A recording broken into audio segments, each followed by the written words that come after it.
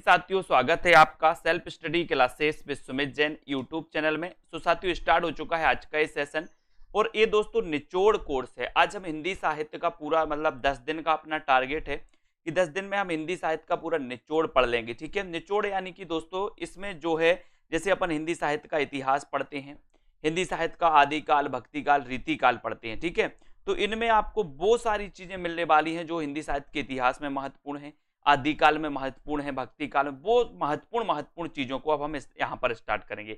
ठीक है, और इसका नाम दिया गया हिंदी साहित्य निचोड़। चाहे आप डीएसएस भी दोस्तों एग्जाम की तैयारी कर रहे हैं, UP PGT, TGT, master cadre, किसी भी एग्जाम की अगर आप तैयारी कर रहे हैं, तो निचोड़ कोर्स दोस्तों आपको वनडे एग्जाम के लिए टारगेट करेगा। यानी कि दोस्तों अगर आपके एग्जाम के 5 दिन रह गए हैं, 8 दिन रह गए हैं, तो इस दोस्तों निचोड़ कोर्स से आपको बहुत फायदा होगा। इसी उद्देश्य से मैंने इस कोर्स के लिए आपको लिए चालू किया है और इस कोर्स को सभी लोगों को रोज देखना है और फोल्डर भी आपके ऐप में बना रहेगा, हिंदी साहित्य निचोड़ कोर्स। तो आपसे अगर आप लाइव नहीं देख पाती तो निचोड़ कोर्स की वीडियो आपको ऐप पर भी पूरी मिल जाएंगी, तो वहां पर आप देख सकते। ठीक है, तो स्टार्ट करते हैं आज का ये वीडियो। दोस्तों सभी लोग तैयार हैं? एक बार तो जल्दी जल्दी से बता दो। और निचोड़ कोर्स अब स्टार्ट हो गया है यहाँ पर। ठीक है, पूरा का पूरा हिंदी साहित्य का जो महत्वपूर्ण जो प्रश्न है, महत्वपूर्ण जो कथन है, जहां से प्रश्न बनते हैं, उनके बारे में सीधी चर्चा अपन करेंगे। ठीक है, जल्दी से बताओ सभी लोग तैयार हो? हिंदी साहित्य की दीर्घकालीन गाथा को सूत्रबद्ध रूप में स्पष्ट करने का जो श्रेय है वो किसे है? किसे है? तब आपको इसका उत्तर बताना है। वो श्रेय है गारसादा तासी को। किसको श्रेय है? ये क्वेश्चन सीधा पूछा जाता है दोस्तों। ये क्वेश्चन सीधा आता है कि हिंदी साहित्य की दीर्घकालीन गाथा को सूत्रबद्ध रूप से स्पष्ट करने का श्रेय किसे है? तो आपको बताना है गारसादा तासी। अब गारसादा तासी की बात आई है तो यहां से 2 क्वेश्चन और आपको याद रखना है। कैसे याद रखना है? कि गारसादा तासी फ्रेंच विद्वान थे, है ना। गारसादा तासी कौन से विद्वान थे? फ्रेंच विद्वान थे। तो इन्होंने जो ग्रंथ निकाला था दोस्तों, इन्होंने जो ग्रंथ प्रकाशित किया था, जो ग्रंथ लिखा था, इस्तबार दाला लेतुतुर एंदुई हिंदुस्तानी। ये जो ग्रंथ था, इस ग्रंथ के लेखक कौन थे? गारसादा तासी। और ये जो ग्रंथ लिखा गया था, ये फ्रेंच भाषा में लिखा गया था। और ये कहां से प्रकाशित हुआ था? तो आपको बताना है कि सर ये पेरिस से प्रकाशित हुआ था। कहां से प्रकाशित हुआ था? पेरिस से प्रकाशित हुआ था। तो यहां से जितने भी 2-3 क्वेश्चन गारसादा तासी से बनते हैं, ये यहां पर पूर्ण हो जाते हैं। सबसे पहले प्रयास इन्होंने ही किया था। किसने किया था? गारसादा तासी ने किया था। ठीक है, तो एक क्वेश्चन आपका क्लियर हो जाता है यहां पर। दूसरा क्वेश्चन बनता है दोस्तों, आपसे पूछा जाएगा कि इस्तबार दाला लेतुतुर एंदुई हिंदुस्तानी ये किस भाषा में लिखा गया? तो आपको बताना है फ्रेंच भाषा में लिखा गया। फ्रेंच भाषा में लिखा गया। ठीक है, फिर आपसे पूछा जाएगा कि तबकातु सुइरा के लेखक कौन है? तो आपको बताना है दोस्तों, है ना, क्या बताना है? मौलवी करीमुद्दीन। कई बार ये क्वेश्चन आया है ना। और ये क्वेश्चन कम ही, लगभग मान के चलो कि 5 से 10% लोगों से बना है अभी तक। क्यों बना है? क्योंकि अलग है, सभी पुस्तकों में ये क्वेश्चन आपको नहीं मिलेगा। ठीक है, तो आपको याद रख लेना है तबकातुस सुइरा। ठीक है, ये इसके लेखक कौन है? तो आपको बताना है कि सर इसके लेखक हैं करीमुद्दीन। कौन है? मौलवी करीमुद्दीन। मौलवी करीमुद्दीन याद करना है, इसको भूलना नहीं है। ठीक है, ये क्वेश्चन कई बार पूछा जाता है और हम इंपॉर्टेंट फैक्ट पर ही फोकस कर रहे हैं। ठीक है, तो तज़किरा ए सुइरा-ई हिंदी, अंग्रेजी में उर्दू कवियों का इतिहास और उर्दू में हिंदी शायरी का तज़किरा इसे कहा जाता है। अब दोस्तों ये जो तबकातु सुइरा है, इसे तज़किरा या तज़किरा ए सुइरा-ई हिंदी, है ना, ये दोस्तों ऐसा भी आपसे पूछा जाता है। तो इस अगर ऐसा पूछा जाए तब भी उसका आपका उत्तर होगा मौलवी करीमुद्दीन। अगर ऐसा पूछा जाता है तब भी आपका उत्तर होगा मौलवी करीमुद्दीन, है ना। तो यहां पर कोई आपको डाउट्स नहीं होना चाहिए, चाहे तज़किरा ए सुइरा पूछ ले या फिर तबकातु सुइरा पूछ ले, है ना। सभी का आंसर क्या हो जाएगा? मौलवी करीमुद्दीन। और दोनों रूपों में एक क्वेश्चन पूछा जाता है, दोनों नाम से पूछा जाता है। उत्तर कहां चला जाएगा? मौलवी करीमुद्दीन। ठीक है, याद रख लेना।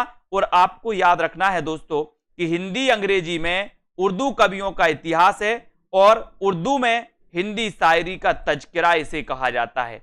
उर्दू में हिंदी शायरी का तज़किरा इसे कहा जाता है दोस्तों।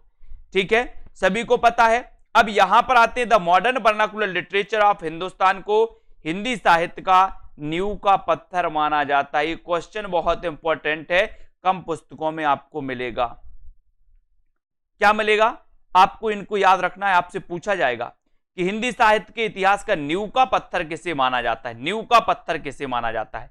तो नींव का पत्थर आप दोस्तों द इस्तवार द ललितुत्र हिंदुस्तानी नहीं बता देना, the modern vernacular literature of Hindustan बताना है। अब जल्दी जल्दी से आप लोगों को बताना है कि the modern vernacular literature of Hindustan के लेखक कौन है ना, ये भी आपको बताना है। लगभग दोस्तों इसमें कितने कवियों का उल्लेख मिलता है, ये भी सभी लोग बता देना। और द मॉडर्न वर्नाकुलर लिटरेचर जो है दोस्तों, ये आपको बताना है कि इसके लेखक कौन है, और सबसे पहले काल विभाजन का अगर प्रयास किया गया तो वो किसमें किया गया और किसने किया। तो आप क्या बताओगे कि the modern vernacular literature of Hindustan जो है, इसमें सबसे पहले ये जो ग्रंथ है, ये ग्रंथ के रचनाकार कौन है। सबसे पहले तो क्वेश्चन यही आता है कि the modern vernacular literature of Hindustan ग्रंथ के रचनाकार कौन है। तब आपको बताना है कि इस ग्रंथ के रचनाकार हैं ग्रियर्सन। ठीक है, ग्रियर्सन है, आपको पता चल गया। अब आपसे पूछा जाएगा कि हिंदी साहित्य इतिहास का नींव का पत्थर किसे कहा जाता है, किसे माना जाता है। तब आपको बताना है दोस्तों the modern vernacular literature of Hindustan को। बहुत बढ़िया, सभी लोगों को आ रहा है, बताइए जल्दी से, है ना। इसमें लगभग आपको पता होना चाहिए दोस्तों 952 कितने कवियों का उल्लेख मिलता है, 952 कवियों का उल्लेख मिलता है। ठीक है, अब मैंने लगभग बोल दिया तो कुछ लोग 4591 पे पहुंच गए, नहीं जाना है। 952 कवियों का इसमें उल्लेख मिलता है, और इसका रचना काल भी आपको पता है कि सर इसका रचना काल 1888 है। इसका रचना काल क्या है, 1888। ठीक है, ये आपको याद करना है। अब थोड़ा सा ऊपर जाते हैं हम, यहां पर आप अपन ने पढ़ा था द इस्तवार द ललितुत्र हिंदुस्तानी।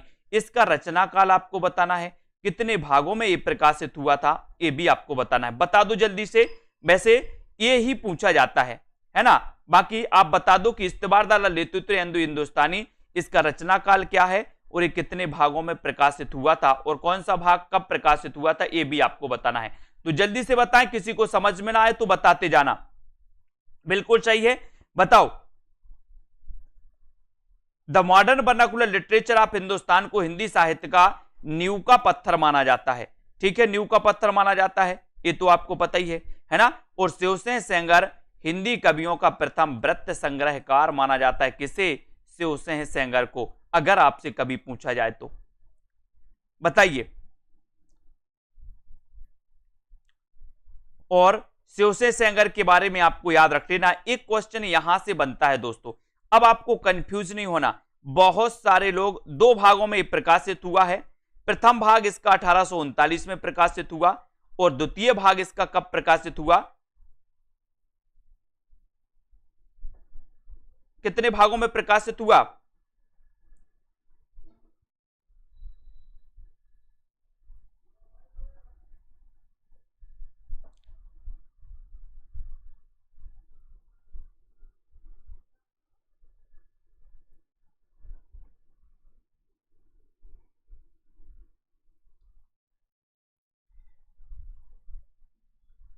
अठारह और 1847 में, इसका पहला भाग 1839 में, द्वितीय भाग 1847 में प्रकाशित हुआ था। इतनी चीज आपको याद रखना है। ठीक है, अब ये चीज आपको याद रखना दोस्तों, शिवसेन सेंगर हिंदी कवियों का प्रथम वृत्त संग्रहकार इन्हें माना जाता है। हिंदी कवियों का प्रथम वृत्त संग्रहकार, है ना। यानी कि दोस्तों इन्होंने हिंदी कवियों को ही माध्यम बनाया, है ना। आपको पता है कि आपने मॉडर्न वर्नाकुलर पढ़ लिया। ठीक है,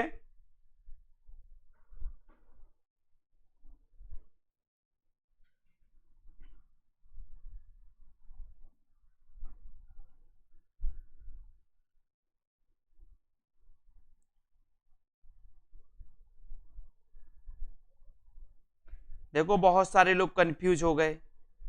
मिश्र बंधु विनोद के बारे में बताए जा रहे हैं बहुत सारे लोग। कुछ लोग बता रहे हैं कि सर मिश्र बंधु जो विनोद था, मिश्र बंधु विनोद 4 भागों में प्रकाशित था। मिश्र बंधु विनोद कितने भागों में प्रकाशित था, 4 भागों में। उसके बारे में हम पढ़ेंगे अभी, उसके बारे में अभी पढ़ेंगे, है ना। 1883 रचना काल है, बिल्कुल सही है, शिवसेन सरोज का, वेरी गुड। बहुत सारे लोग रुक जाओ अभी बता रहे हैं, ठीक है, उसके बारे में भी बता रहे हैं। शिवसेन सेंगर हिंदी कवियों का प्रथम वृत्त संग्रह, प्रथम वृत्त मतलब दोस्तों इन्होंने हिंदी कवियों के बारे में इन्होंने बताया है ना, तो ये आपको याद रख लेना है, ठीक है। और आपको पता है एक क्वेश्चन पूछा जाता है कि हिंदी में हिंदी साहित्य का प्रथम इतिहास ग्रंथ कौन सा है, या हिंदी में हिंदी साहित्य का इतिहास सबसे पहले किसने लिखा। एक क्वेश्चन ऐसा आता है, कई बार कंफ्यूज हुए लोग, है ना। क्या पूछा जाता है कि हिंदी में हिंदी साहित्य का इतिहास सबसे पहले किसने लिखा, आपसे क्वेश्चन पूछा जाता है, तो आप क्या बताते हो। आपको डाउट्स नहीं देना है, क्योंकि इसके पहले भी कुछ विद्वानों ने दोस्तों और अन्य विद्वान को माना, लेकिन क्वेश्चन का उत्तर अधिकांश जगह पे मैंने इसी को देखा है कि हिंदी में सबसे पहले हिंदी साहित्य का जो इतिहास लिखा है वो लिखा है दोस्तों, किसने लिखा है, शिवसेन सेंगर ने लिखा है। और वो ग्रंथ कौन सा है, शिवसेन सरोज, शिवसेन सरोज, याद रख लेना।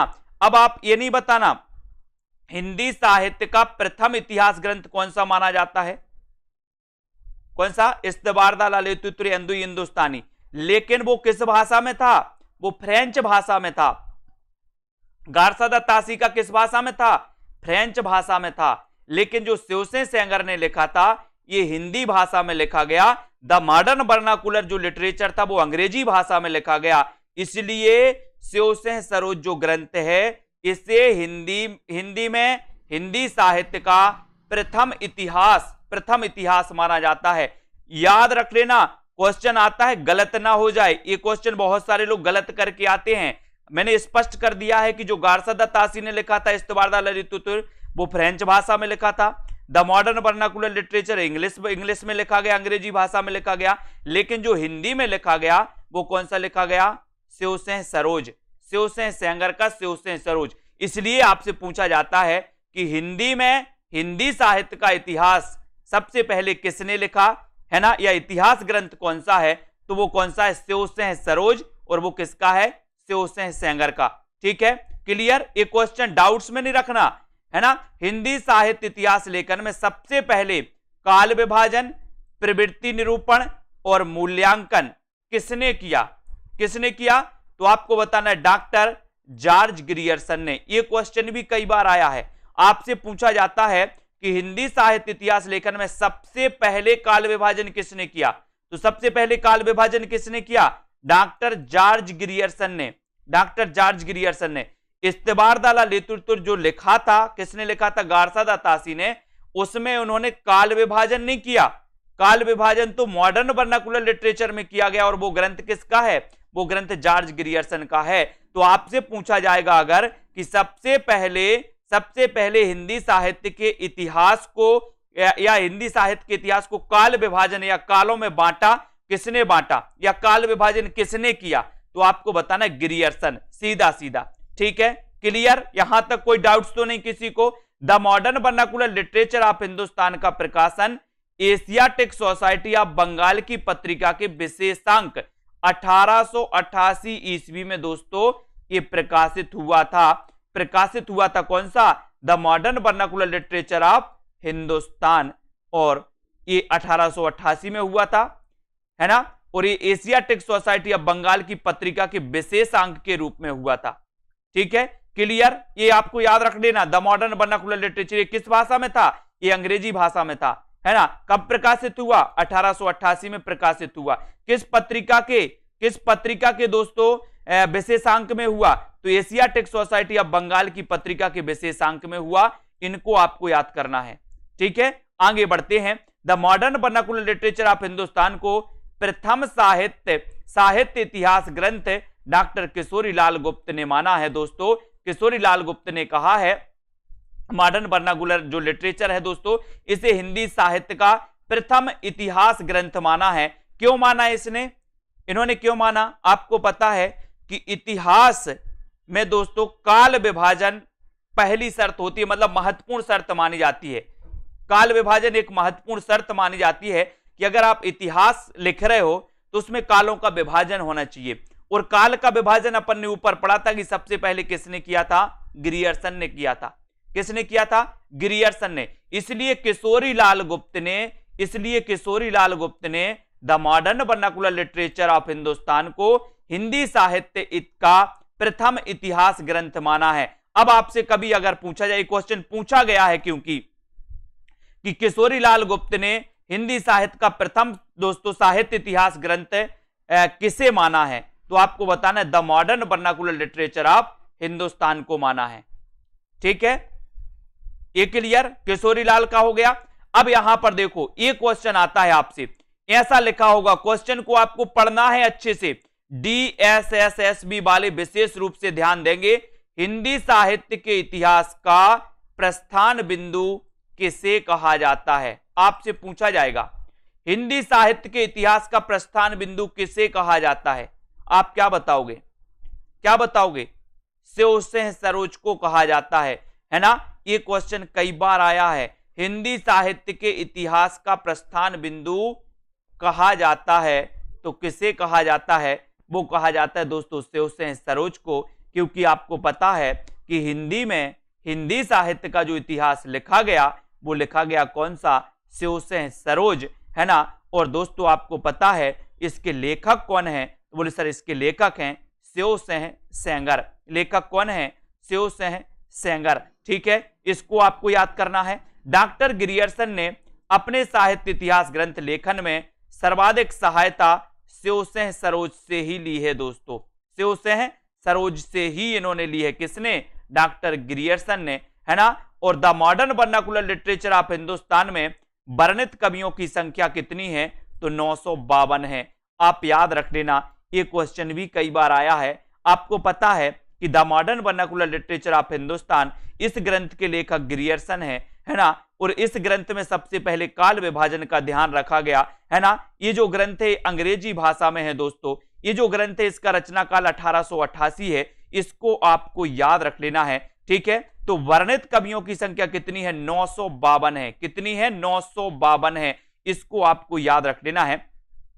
ठीक है, तो the modern vernacular literature of Hindustan में वर्णित कवियों की संख्या कितनी है? 952। भूलना नहीं है, क्वेश्चन आएगा ही, पक्का आता है 952। ठीक है, तो 952 भूलना नहीं है। आगे बढ़ते हैं अपन दोस्तों, यहां पर आते हैं। प्रोफेसर नलिन बिलोचन शर्मा के अनुसार हिंदी के विधेयवादी साहित्य इतिहास के आदम प्रवर्तक शुक्ल जी नहीं प्रत्युत ग्रियर्सन माने जाते हैं दोस्तों।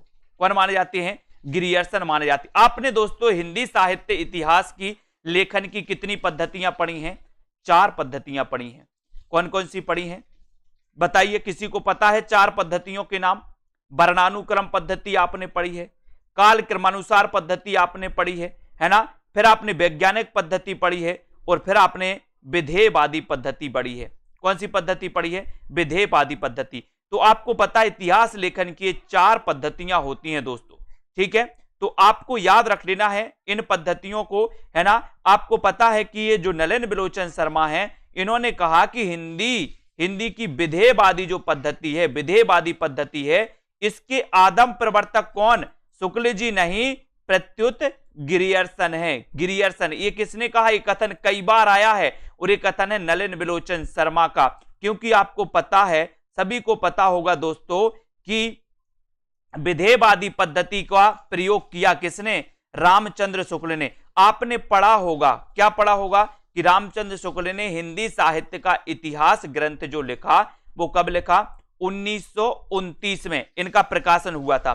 ठीक है, आपको पता है। लेकिन इन्होंने किस पद्धति का इसमें प्रयोग किया? तो इन्होंने विधेयवादी पद्धति का प्रयोग किया। किसने? रामचंद्र शुक्ल ने, है ना। तो ये भी आपको कथन याद करना है। अब यहां पर देखो, मिश्र बंधु कितने भाई थे? मिश्र बंधु 3 भाई थे। 3 भाई के नाम बताओ जल्दी जल्दी से। मिश्र बंधु कितने भाई थे? मिश्र बंधु 3 भाई थे। कौन कौन से? श्याम बिहारी, गणेश बिहारी और सुखदेव बिहारी। कितने भाई थे मिश्र बंधु? मिश्र बंधु बोले सर 3 भाई थे। कौन कौन से थे? श्याम बिहारी थे, गणेश बिहारी थे, सुखदेव बिहारी थे। अब यहां से कई बार क्वेश्चन एक आता है दोस्तों, जो मैं आपको बाद में भी बताऊंगा और अभी भी बता दे रहा हूं। आपसे पूछा जाता है कि हिंदी साहित्य के दोस्तों आदिकाल को आरंभिक काल किसने नाम दिया?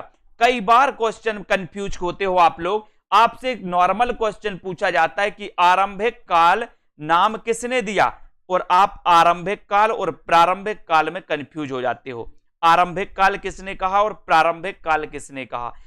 बहुत बड़ा कंफ्यूज आप लोगों के लिए है और क्वेश्चन पूछा जाता है 100%। दोनों क्वेश्चन आते हैं, कभी आरंभिक काल पूछा जाता है, कभी प्रारंभिक काल पूछा जाता है।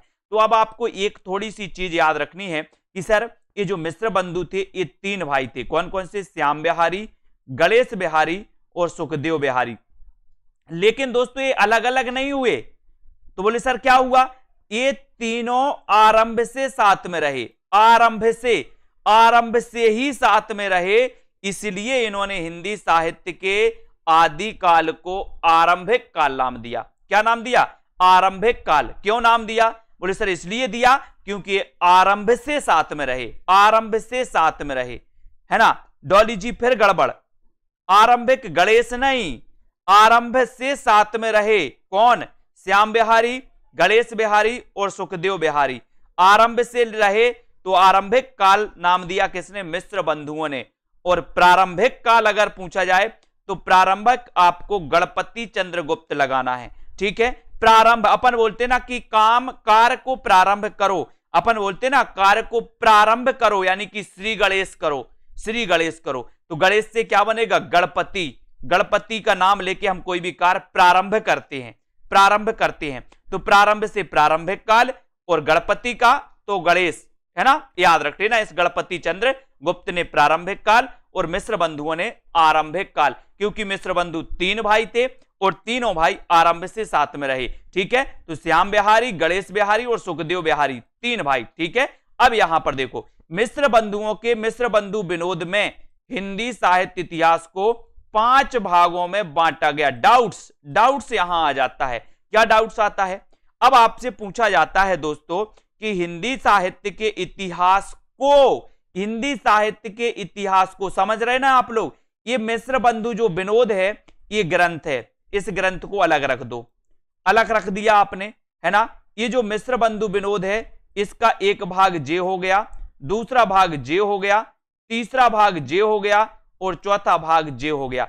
ये 4 भागों में पुस्तकों को अपन ने काट के रख दिया, है ना। ये मिश्र बंधु विनोद था, हमने इसके 4 भाग बना दिए, ये 4 भाग बन गए, है ना।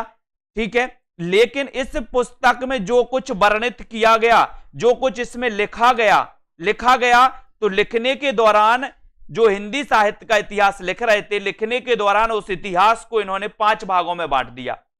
इतिहास को 5 भागों में बांट दिया जो हम लिख रहे थे। अपन कभी कभी पेज में लिखते ना 1 पैराग्राफ, 2 पैराग्राफ, 3 पैराग्राफ, 4 और 5, तो ऐसे इन्होंने हिंदी साहित्य का इतिहास लिखा और इन्होंने 5 भागों में बांट दिया, यानी कि 5 पैराग्राफों में बांट दिया, है ना। समझ गए ना? तो ये 5 भाग हिंदी साहित्य के इतिहास को बांटा गया 5 भागों में। लेकिन ये जो ग्रंथ है कौन सा? मिश्र बंधु विनोद, ये 4 भागों में प्रकाशित हुआ। ये पहले जो 3 भाग थे ये दोस्तों 1913 में प्रकाशित हो गए इनके, ये 3 भाग 1913 में प्रकाशित हो गए। चौथा भाग कब प्रकाशित हुआ? फिर चौथा भाग 1934 में प्रकाशित हुआ। यानी कि सीधी सीधी अगर बात बोले तो ये मिश्र बंधु विनोद 4 पुस्तकों के रूप में प्रकाशित हुए, 4 पुस्तकों के रूप में, है ना। जे पुस्तक है, 1 पुस्तक, एक और पुस्तक, 2 पुस्तक, 3 पुस्तक और 4 पुस्तक, तो ऐसी 4 पुस्तकें प्रकाशित हुई मिश्र बंधु विनोद, है ना। तो ये इसके 3 भाग, 3 जो पुस्तकें थी वो 1913 में प्रकाशित हो गई, एक चौथी पुस्तक थी जो 1934 में प्रकाशित हुई। ठीक है, तो भाग आप समझ गए 4 भाग में। लेकिन इसके अंदर जो हिंदी साहित्य के इतिहास को बांटा वो 5 भागों में बांटा। कंफ्यूज नहीं होना, बिल्कुल सरल आपको बता दिया, क्योंकि यहां दोनों क्वेश्चन पूछे जाते हैं कि हिंदी साहित्य मिश्र बंधु विनोद को कितने भागों में बांटा गया और हिंदी साहित्य के इतिहास को इसमें कितने भागों में बांटा गया। तो कई लोग 5 लगा आते हैं और कुछ लोग 4 लगा आते हैं। सीधी सीधी चीजें आपको हमने बता दी, अब कंफ्यूज नहीं होना। यहां पर देखो हिंदी नवरत्न के लेखक कौन है? कई बार क्वेश्चन पूछा गया दोस्तों, हिंदी नवरत्न के लेखक कौन है? तो हिंदी नवरत्न के लेखक हैं दोस्तों मिश्र बंधु। अब एक चीज बताना कि मिश्र बंधु 3 भाग थे। कितने भाग थे? 3 भाग थे, 3 भाई थे मिश्र बंधु। अब 3 के क्या हो जाएंगे? 3 के 3-3 बच्चे हो गए। तो बोले मिश्र बंधुओं के 9 रत्न। मिश्र बंधुओं के कितने रत्न? 9 रत्न। 3 भाई थे, 3-3 बच्चे हो गए, है ना। तो 3 त्रिका कितने हो जाते? 9 हो जाते। तो मिश्र बंधुओं के 9 रत्न कैसे याद रखोगे? मिश्र बंधुओं के नवरत्न, ठीक है। तो हिंदी नवरत्न के लेखक कौन हो जाएंगे? मिश्र बंधु हो जाएंगे, क्योंकि मिश्र बंधु 3 भाई थे, 3 रत्न थे, तीनों के हो गए नवरत्न। तो नवरत्न आपको पता हो गया, ठीक है, नवरत्न आपको पता हो गया। हिंदी नवरत्न ये पूछा गया है क्वेश्चन, ठीक है। तो मिश्र बंधु हैं। अब यहां पर देखो, पादरी F.E.K.E द्वारा लिखा गया हिंदी साहित्य इतिहास ग्रंथ आ हिस्ट्री ऑफ हिंदी लिटरेचर है दोस्तों। अब कभी आपसे पूछा जाएगा कि आ हिस्ट्री ऑफ हिंदी लिटरेचर, आ हिस्ट्री ऑफ हिंदी लिटरेचर के रचनाकार कौन है? हाँ, और इसका रचनाकाल भी याद रख लेना, 1910 इसका रचनाकाल है। किसका? हिंदी नवरत्न का, 1910। वेरी गुड, 1910 इसका रचनाकाल भी है, ठीक है। अब पादरी F.E.K.E द्वारा लिखा गया हिंदी साहित्य इतिहास ग्रंथ आ हिस्ट्री ऑफ हिंदी लिटरेचर है दोस्तों। जब आपसे पूछा जाएगा कि आ हिस्ट्री ऑफ हिंदी लिटरेचर के रचनाकार कौन है, तो आप क्या बताओगे? क्या बताओगे? आ हिस्ट्री ऑफ हिंदी लिटरेचर के रचनाकार हैं दोस्तों पादरी F.E.K.E है ना। तो याद रखना है, कैसे याद रखोगे? बोले सर केई आया, केई, तो केई को कर दो कोई, कोई हमें हिस्ट्री पढ़ा देगा। बोले सर कोई हमें हिस्ट्री पढ़ा देगा, तो हिस्ट्री से आप समझ जाना, history of Hindi literature, Hindi literature, ये F.E.K.E कई बार क्वेश्चन आया है, भूलना नहीं है। इसको अपने हिसाब से कुछ ट्रिक लगा के यहां वहां करके याद कर लेना इसको, ठीक है। अब आगे बढ़ते हैं, थोड़ा और देखते हैं, यहां पर आ जाते हैं। वियोगी हरि को ब्रज माधुरी सार के संपादन की प्रेरणा पंडित राधा चरण गोस्वामी ने दी थी दोस्तों। किसको? वियोगी हरि को ब्रज माधुरी सार के संपादन की, ठीक है। तो ये तो बहुत नॉर्मल क्वेश्चन है, कोई बात नहीं है, लेकिन इसको याद रखना है, ये सबसे महत्वपूर्ण है, सबसे इंपॉर्टेंट है, जो क्वेश्चन कई बार पूछा गया। अपन को पता है दोस्तों कि हिंदी साहित्य का इतिहास जो रामचंद्र शुक्ल ने लिखा, आपको पता है सर्वश्रेष्ठ और सर्वमान्य माना जाता है ना। और हिंदी साहित्य का जो इतिहास लिखा, अपन को इतना पता है कि सर ये 1929 में प्रकाशित हुआ था, लेकिन अपन को ये पता नहीं चलता कि सर ये संशोधित रूप से कब प्रकाशित हुआ था। तो संशोधित रूप से ये दोस्तों 1940 में प्रकाशित हुआ था फिर से। लेकिन क्वेश्चन कैसा आता है वो देखो। सबसे पहले तो आचार्य शुक्ल का साहित्य इतिहास ग्रंथ हिंदी शब्द सागर की भूमिका के रूप में हिंदी साहित्य का विकास नाम से यह प्रकाशित हुआ था। हिंदी साहित्य का किस नाम से हुआ था? हिंदी साहित्य का विकास नाम से प्रकाशित हुआ था। इसको आपको याद रख लेना। आचार्य शुक्ल का साहित्य इतिहास ग्रंथ हिंदी शब्द सागर की भूमिका के रूप में किस नाम से प्रकाशित हुआ था? किस नाम से प्रकाशित हुआ था? तो आपको बताना है हिंदी साहित्य का विकास नाम से प्रकाशित हुआ था। किस नाम से प्रकाशित हुआ था? क्वेश्चन ऐसा ही बनता है ना। और ये कब प्रकाशित हुआ था दोस्तों? ये प्रकाशित हुआ था 1929 में हिंदी साहित्य का विकास नाम से, फिर संशोधित होकर हिंदी साहित्य का इतिहास नाम से 1940 में प्रकाशित हुआ था हिंदी साहित्य का इतिहास, ठीक है। तो इसको आपको याद करना है कि आचार्य शुक्ल का साहित्य इतिहास ग्रंथ हिंदी शब्द सागर की भूमिका के रूप में किस नाम से प्रकाशित हुआ? किस नाम से प्रकाशित हुआ? तो आप क्या बताओगे? हिंदी साहित्य का विकास नाम से प्रकाशित हुआ था। और कब हुआ था? तो ये हुआ था 1929 में। 1929 में। कभी कभी ऐसा भी पूछा जाता है कि हिंदी साहित्य का विकास नाम से जो रामचंद्र शुक्ल का ग्रंथ प्रकाशित हुआ था वो किसकी भूमिका में प्रकाशित हुआ था? तो वो हिंदी शब्द सागर की भूमिका में प्रकाशित हुआ था। क्वेश्चन को कभी कभी पलट दिया जाता है। तो ये हिंदी शब्द सागर की भूमिका में प्रकाशित हुआ था और हिंदी साहित्य का विकास नाम से हुआ था। कब हुआ था? तो 1929 में प्रकाशित हुआ था, ठीक है। भूलना नहीं, अगर इतना अच्छे से पढ़ लिया तो हिंदी साहित्य के इतिहास से कोई क्वेश्चन बाहर नहीं जाएगा। मैं बता रहा हूं बहुत अच्छे से, बस आप लोग देख लेना। आचार्य शुक्ल का हिंदी साहित्य का इतिहास 1929 में ये दोस्तों प्रकाशित हुआ था, ये भी आपको पता होनी चाहिए, ठीक है। अब यहां पर आ जाओ। आचार्य शुक्ल का हिंदी साहित्य का इतिहास सर्वाधिक लोकप्रिय एवं व्यवस्थित इतिहास ग्रंथ है ना। तो ये तो लगभग सभी लोगों को पता है कि ये बहुत ही लोकप्रिय है। अपभ्रंश साहित्य को हिंदी साहित्य से अलग मानकर उसे पूर्व पीठिका के रूप में प्रस्तुत करना आचार्य शुक्ल का एक क्रांतिकारी कदम था दोस्तों। इन्होंने क्या कहा? इन्होंने जो आचार्य रामचंद्र शुक्ल थे, इन्होंने अपभ्रंश साहित्य को हिंदी साहित्य से अलग किया और इसको उसकी पूर्व की पीठिका में रख दिया। आपने देखा होगा जैसे राम कुमार वर्मा, इन्होंने संधि काल माना, संधि काल के बाद दोस्तों इन्होंने चारण काल माना, यानी कि इन्होंने अपभ्रंश को भी हिंदी में शामिल कर दिया। लेकिन आचार्य रामचंद्र शुक्ल ने ऐसा नहीं किया। रामचंद्र शुक्ल ने क्या किया कि अपभ्रंश को अलग साहित्य माना, और इन्होंने अलग जो साहित्य माना दोस्तों वो एक क्रांतिकारी इनका कदम था। ठीक है, ये आपको याद रख लेना है। नागरी प्रचारिणी सभा भी थी और नागरी प्रचारिणी पत्रिका भी थी। नागरी प्रचारिणी पत्रिका भी प्रकाशित हुई थी और नागरी प्रचारिणी सभा तो है ही एक सभा, सभी को पता है। ये नागरी प्रचारिणी सभा के तत्वाधान में ही ये प्रकाशित हुआ था ग्रंथ, हिंदी साहित्य की शब्द सागर की भूमिका के रूप में। ठीक है, तो ये भी आपको याद रख लेना है ना। तो ये अपभ्रंश साहित्य को हिंदी साहित्य से अलग मानकर एक बहुत बड़ा कदम था दोस्तों, क्रांतिकारी कदम था इनका। और आचार्य शुक्ल के अनुसार सिद्धों और योगियों की रचनाएं साहित्य कोटि की नहीं है। ये क्वेश्चन कई बार आया है कि आचार्य शुक्ल ने किसकी रचनाएं दोस्तों, किसकी रचनाएं क्या नहीं माना? साहित्य की कोटि में नहीं माना, साहित्य की कोटि में नहीं माना। तो इनको आपको याद करना है। आचार्य शुक्ल के अनुसार सिद्धों और योगियों की रचनाएं साहित्यक कोटि की नहीं है। ये क्वेश्चन कई बार आया है, ये क्वेश्चन याद रख लेना, साहित्यक कोटि की नहीं है। कौन की रचनाएं नहीं है?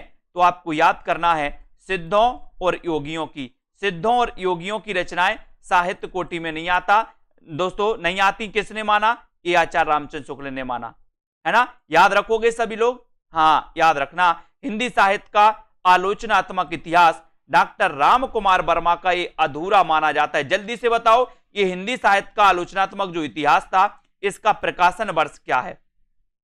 इसका प्रकाशन वर्ष क्या है? सभी लोग बताएंगे इसका प्रकाशन वर्ष क्या है दोस्तों? आलोचनात्मक इतिहास का प्रकाशन वर्ष क्या है? प्रकाशन वर्ष क्या है? हाँ, बिल्कुल सही है ना। हाँ, जो नागरी प्रचारिणी सभा की स्थापना हुई थी दोस्तों 1893 में हुई थी, और उसका जो नागरी प्रचारिणी पत्रिका थी वो 96 यानी कि 1896 में वो प्रकाशित हुई थी। ये भी आप लोग कंफर्म कर लेना। लेकिन आपने बताया है कि 1938 बोले सर राम कुमार वर्मा आलोचना के लिए अड़ गए राम कुमार वर्मा, है ना। तो राम कुमार वर्मा का देखो यहां से कौन सा क्वेश्चन बनता है, उसको आप कवर कर लेना, उसको आप दोस्तों रट लेना। सबसे पहले क्वेश्चन क्या पूछा जाएगा कि हिंदी साहित्य का आलोचनात्मक इतिहास के लेखक कौन है? हिंदी साहित्य का आलोचनात्मक इतिहास के लेखक कौन है?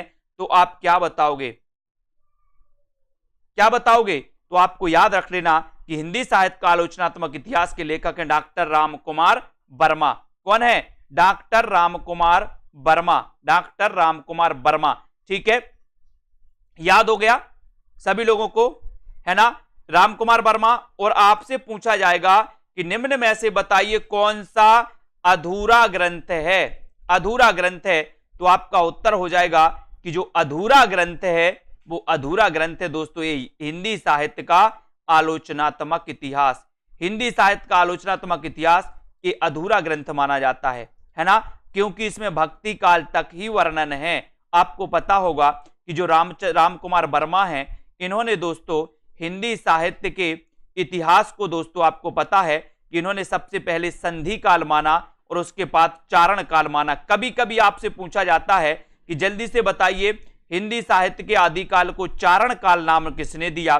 तो चारण काल नाम किसने दिया? जल्दी से वो भी बता दो फटाक से। और आपको पता है कि आलोचनात्मक इतिहास 1938 में लिखा गया, सभी को पता है। और ये अधूरा ग्रंथ है, अधूरा ऐतिहासिक ग्रंथ माना जाता है।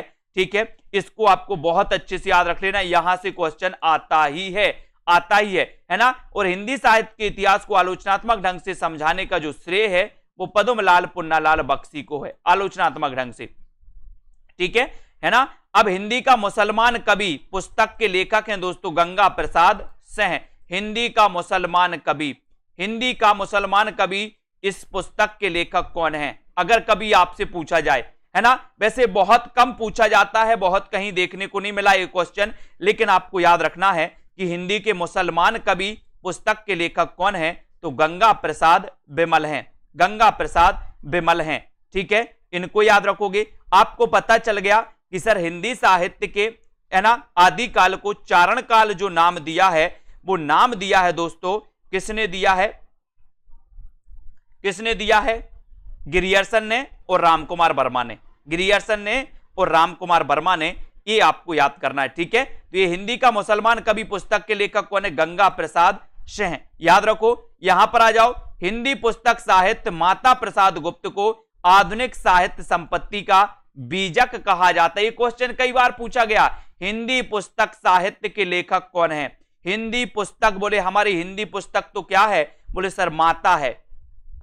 हिंदी पुस्तक क्या है? माता। अपन बोलते हैं ना बाल भारती, पहले जब आप दूसरी तीसरी चौथी पढ़ते होगे तो आपको एक बाल भारती करके पुस्तक आती थी, है ना, अभी भी शायद आती होगी उस क्लास में, लेकिन बाल भारती अपन माता, है ना, भारती, मां भारती बोलते ना अपन। तो हिंदी पुस्तक साहित्य माता प्रसाद गुप्त, है ना, आधुनिक साहित्य संपत्ति का इसे बीजक कहा जाता है दोस्तों। कई बार क्वेश्चन आया ये, ठीक है, तो इनको याद रख लेना। अगर आपसे पूछा जाएगा कि निम्न में से बताइए आधुनिक साहित्य संपत्ति का बीजक किसे कहा जाता है, तो बीजक कहा जाता है माता प्रसाद गुप्त को, है ना, ये सॉरी हिंदी पुस्तक साहित्य को, जो कि माता प्रसाद गुप्त की ये रचना मानी जाती है। सभी लोग याद रखना। और डॉक्टर रामस्वरूप चतुर्वेदी ने अपने साहित्य ग्रंथ में हिंदी साहित्य और संवेदना के विकास में साहित्य के साथ साथ संवेदनाओं को भी रेखांकित किया है। आपसे क्वेश्चन कैसा आएगा ये देखो, आपसे क्वेश्चन पूछा जाएगा कि हिंदी साहित्य और संवेदना के विकास, है ना, इस प्रकार हिंदी साहित्य और संवेदना के लेखक कौन है? हिंदी साहित्य और संवेदना के लेखक कौन है? हाँ, हिंदी साहित्य और संवेदना के लेखक कौन है? तो आप क्या बताओगे? क्या बताओगे?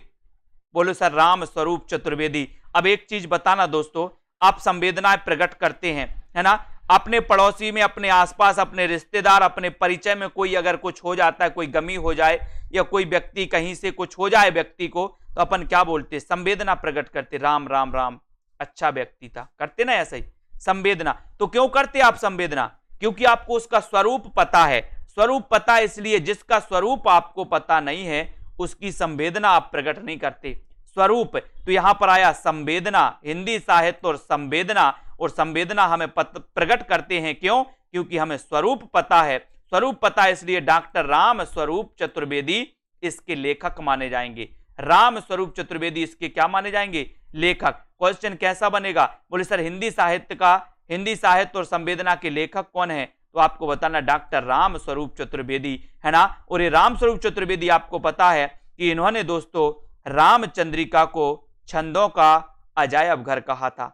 रामचंद्रिका को छंदों का अजायब घर कहा था, ठीक है, अजायब घर कहा था, ये भी आपको याद करना है दोस्तों, ठीक है। हिंदी साहित्य के इतिहास में काल विभाजन का सर्वप्रथम प्रयास किसने किया? आपसे पूछा जाएगा कि हिंदी साहित्य के इतिहास में काल विभाजन का सर्वप्रथम प्रयास किसने किया, तो आप क्या बताओगे? क्या बताओगे? जल्दी से बताओ। आपको बताना है डॉक्टर ग्रियर्सन ने। किसने किया? डॉक्टर ग्रियर्सन ने। हिंदी साहित्य के इतिहास में काल विभाजन का सर्वप्रथम प्रयास किसने किया? तो आपको बताना है डॉक्टर ग्रियर्सन ने। याद रख लेना, कई बार आपसे पूछा जाएगा डॉक्टर ग्रियर्सन ने। और डॉक्टर ग्रियर्सन दोस्तों ये कहां के विद्वान थे? फ्रेंच विद्वान थे, है ना। और ग्रियर्सन ने हिंदी साहित्य का आरंभ 8वीं सदी से माना है दोस्तों। हिंदी साहित्य का आरंभ कब से माना है? 8वीं सदी से माना है ना। और आपको पता है कि the modern vernacular literature of जो हिंदुस्तान है ना, ये जो ग्रियर्सन का ग्रंथ है, इन्होंने काल विभाजन का वर्णन किया है। तो 12वें अध्याय में इन्होंने काल विभाजन का वर्णन किया है दोस्तों, है ना। किस अध्याय में किया है? 12वें अध्याय में किया है ना। ये भी आपको याद करना है। तो यहां से अपन ने बहुत सारी चीजें पढ़ी हैं दोस्तों। और मिस्र बंधुओं ने हिंदी साहित्य के आदिकाल को आरंभिक काल नाम दिया। मोस्ट इंपोर्टेंट क्वेश्चन आ ही जाएगा तो भूलना नहीं है ना। और हिंदी साहित्य इतिहास ग्रंथ में काल विभाजन की लिए 4 पद्धतियां दोस्तों अपनाई गई। 4 पद्धतियां, किसी ने वर्णानुक्रम पद्धति अपनाई, तो किसी ने काल क्रमानुसार पद्धति अपनाई, किसी ने विधेयवादी अपनाई। तो ये 4 विधियां भी आपको पता है ना। आपसे पूछा जाएगा निम्न में से बताइए कौन सी काल विभाजन की पद्धति नहीं है। तो काल विभाजन की पद्धतियां आपको पता है, वर्णानुक्रम पद्धति, है ना, काल क्रमानुसार पद्धति, ठीक है, वैज्ञानिक पद्धति और विधेयवादी पद्धति, ये पद्धतियां भी आपको पता है ना। और मिस्र बंधु हिंदी साहित्य के आदिकाल को आरंभिक काल नाम देते हैं। 12वें अध्याय में काल विभाजन का प्रयास किया गया द मॉडर्न वर्नाकुलर लिटरेचर में। ये अंग्रेजी भाषा में लिखा गया, 1888 में लिखा गया, 952 कवियों का इसमें 952 कवियों का इसमें उल्लेख किया गया, 952 कवियों का उल्लेख किया गया। फिर है ना, ये भी आपको पता है दोस्तों, ठीक है, अंग्रेजी भाषा में लिखा गया। और सॉरी, जो डॉक्टर ग्रियर्सन थे ये फ्रेंच विद्वान नहीं थे, सॉरी, जो दोस्तों जो अपने गार्सा दा तासी थे, गार्सा दा तासी ये फ्रेंच विद्वान थे, गार्सा दा तासी फ्रेंच विद्वान थे, ठीक है, गार्सा दा तासी फ्रेंच विद्वान थे, इसको सही कर लेना, ठीक है। और हिंदी साहित्य और संवेदना के लेखक कौन है, तो डॉक्टर रामस्वरूप चतुर्वेदी हैं, ये भी आपको पता चल गया, ठीक है। तो इतनी चीजें अपन ने बहुत सारी चीजें पढ़ी हैं, इस वीडियो को हो सके तो एक बार रिपीट कर लेना।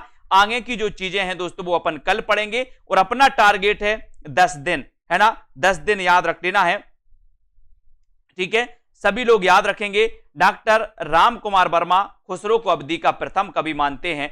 इस प्रकार से अपन आगे आगे पढ़ते जाएंगे, और पूरे 10 दिन में अपन को टारगेट करना है कि पूरा का पूरा हिंदी साहित्य का जो निचोड़ है वो आप तक पहुंच जाए, हिंदी साहित्य का निचोड़, ठीक है। तो इनको आपको याद रखना दोस्तों, लगे रहना, इसी प्रकार से अध्ययन करते रहना है। जो जो इंपॉर्टेंट चीजें हैं, जो जो पूछी जाती हैं आपसे, उनको हम बताएंगे, जो डाउट्स आपके रह गए हैं उनको अपन क्लियर करेंगे, ठीक है। बहुत बढ़िया, तो धन्यवाद सभी साथियों को। अच्छा लगा होगा आप लोगों को निचोड़ क्लास में, मजा आ गया होगा। सर वनडे एग्जाम की तरह आप लोग इसी प्रकार से जब आपका एग्जाम नजदीक हो तो सब कुछ छोड़ देना और इन चीजों को बस पढ़ना, है ना। इसकी पीडीएफ भी ऐप में डली है, इसकी पूरी की पूरी पीडीएफ भी ऐप में डली है, तो ऐप में आप पीडीएफ भी पढ़ लेना, ठीक है। इसमें पूरा निचोड़ आएगा, इसमें नाटक, उपन्यास, निबंध वाला भी पूरा निचोड़ आएगा, है ना, तो वो भी अपन को करते जाना है। हाँ, इसमें कहानी, नाटक, निबंध सब कुछ का निचोड़ आएगा, ठीक है। तो धन्यवाद। शाम को 6:30 बजे आपकी क्लास आएगी दोस्तों, चैट वाले ऑप्शन पे आपको मिल जाती है। और इसी प्रकार से लगे रहे, अपने जिन भी साथियों को इस कोर्स में निचोड़ वाली क्लासें अटेंड करनी है ना, उन सभी साथी कोर्स ले सकते हैं, अध्ययन कर सकते हैं, ठीक है, बिल्कुल। ये पूरा अपन एकांकी तक निचोड़ आएगा, पूरा एकांकी तक निचोड़ आएगा, मजा आ जाएगा आपको भी, ठीक है। और एग्जाम नजदीक है तो इन्हीं को बस पढ़ना है ना, सब छोड़ देना। अगर आपके 5 दिन एग्जाम के लिए रह गए हैं तो सब छोड़ देना और इनको पढ़ लेना, है ना, बहुत लाभ होगा, बहुत सारी चीजें आपको मजा आ जाएंगी, ठीक है। धन्यवाद सभी साथियों को, लगे रहें इसी प्रकार से, बने रहें, लाइक करते रहें, फिर मिलते हैं अपन, ठीक है। जय हिंद।